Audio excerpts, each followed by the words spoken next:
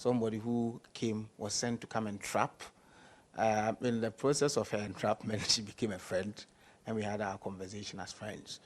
And some of the conversations were very informal, but we are all mindful of the fact that it had got nothing to do with my professional relationship with a student and all that. And so if you have looked at the video, it has got nothing to do with somebody having sex and changing. How do you talk about sex for grade between a lecturer and somebody who is not his student? And so it is misleading, but it seems to me that I explained the circumstances to them, and it seems to me that there are people behind the scenes trying to pull the strings just to be able to embarrass me and all that. Because if you speak to the BBC, they tend to understand your point of view. I've written extensively. I'm going to give you copies of these letters. This is my first letter I wrote to them. It's an 11-pager. The second letter, it's here, and then the third letter explaining. And I made a lot of points, raised a lot of issues with what we were seeking to do. But some way, somehow, they decided not to factor anything that I have said in this letter into their own reportage. And the people that they were supposed to speak to, we had conversations here with my assistants, in the office. They don't want to speak to them. And it's like they are bent on pushing a certain angle just to be able to embarrass me. I can understand, because this is not the first time incident like this has happened.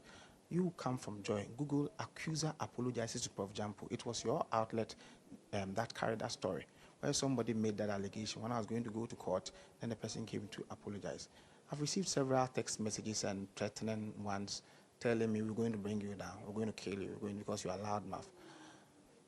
The worst that can happen to me is for them to kill me. But me too, I don't fear to die. So this one, it is just a stone that has hit the thigh of an elephant. I don't care. Once I haven't done what they said I have done, my conscience are clean. I will continue to do what I know how to do best. I will treat my students with love and respect. I will say my mind on all national issues at all times. Damn the consequences, and let people like the current crop of BBC reporters do the kinds of things that they want to do. I don't care about them. I care about my nation, Ghana. I will continue to live a life of integrity and serve my nation, Ghana. Can you easily recall this particular this video that we're seeing, who this person is, how the person approached you? Can you run us through what happened? Yeah, the person was, I just came to my office, sat down. After sitting down, I was just about rushing into another meeting where my assistant just called to tell me, just informed that there's this lady who has been here for about 20 times. Anytime she comes, I'm a very busy person. Anytime she comes, she doesn't, meet you. So I'm pleading with you, try and meet her for me. I said, okay, bring her in. They brought the lady in, and she came to sit where you are sitting. You are very articulate, you are very confident. I admire you. I like the way you keep politicians on their toes.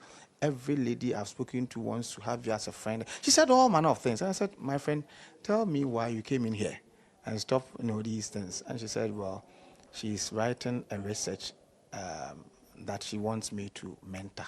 And so, what was it? She said she was writing about academic freedom.